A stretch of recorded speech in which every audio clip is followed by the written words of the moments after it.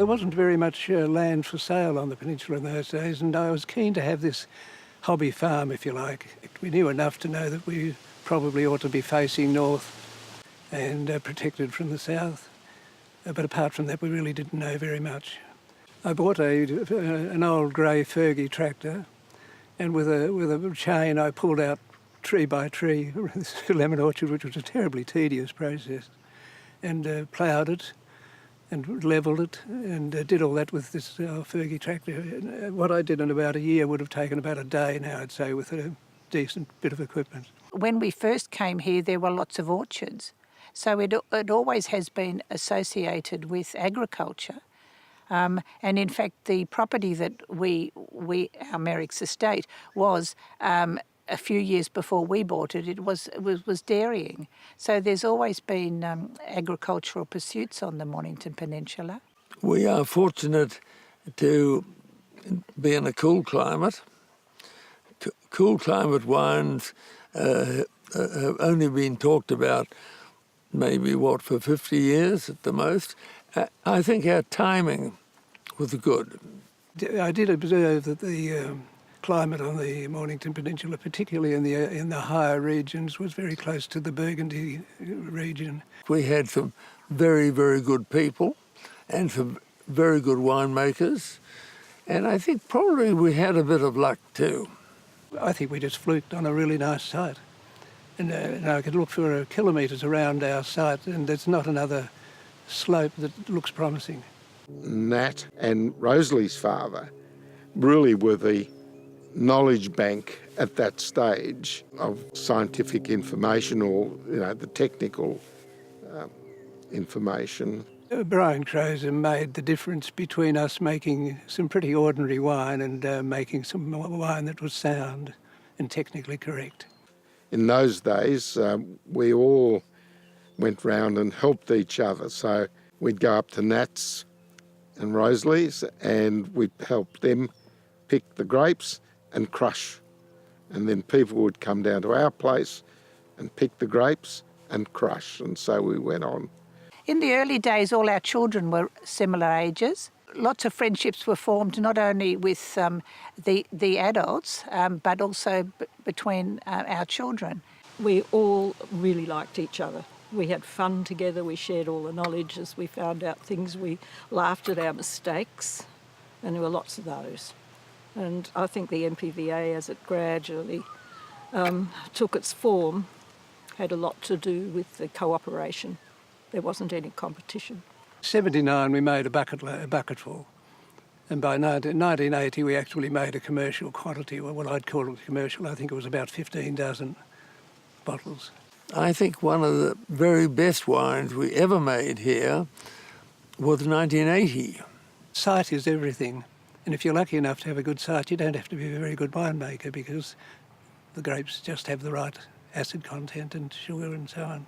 Of our total Pinot Noir planting, which is tiny, MV6 would be at least half or more. MV6 is very comfortable in the Mornington Peninsula, let's put it that way.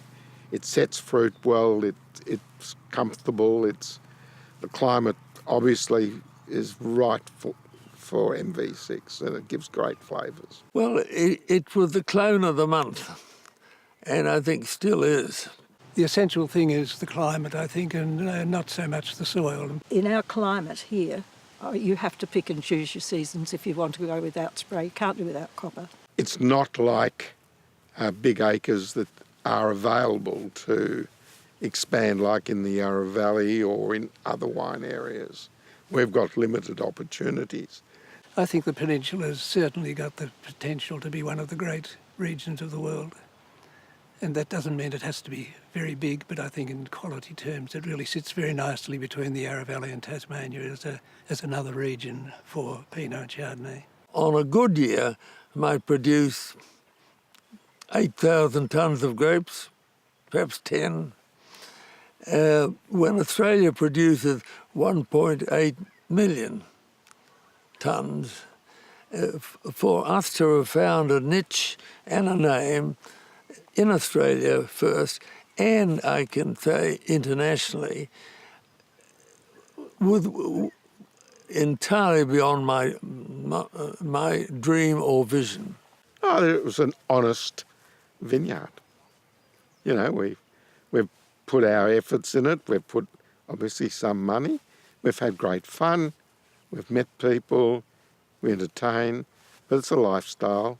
Because the land is so expensive, I think that it leads itself to making fine wine, and I would hope that the vignerons on the Mornington Peninsula take that to heart and don't resist the temptation to buy in grapes and resist the temptation to go for quantity rather than quality, because I think it's a destination that should be known for its quality. I think it's a privilege I have, which is something that is special, that Rosalie and I were able to be pioneers in this district, because we've seen 40 years of wonderful evolution. And I think that's the privilege, that in the next 40 years there'll be further evolution, but it won't be as dramatic. And along the way we made some wonderful friends. This is the thing that we look back on over the years, the encouragement that everyone around you is giving you. We're all encouraging each other. A very good bunch of people, actually. I would hope that the wines of the Mornington Peninsula would get better and better, and that we would take advantage of our climate, and that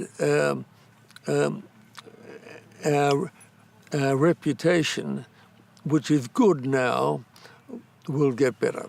With pressure on land use and proximity to Melbourne, the future of the wine industry will again rely on the lovers and dreamers of Pinot Noir, whether planting new vineyards or reinterpreting old sites. Thanks to the legacy of the founders, the future looks bright.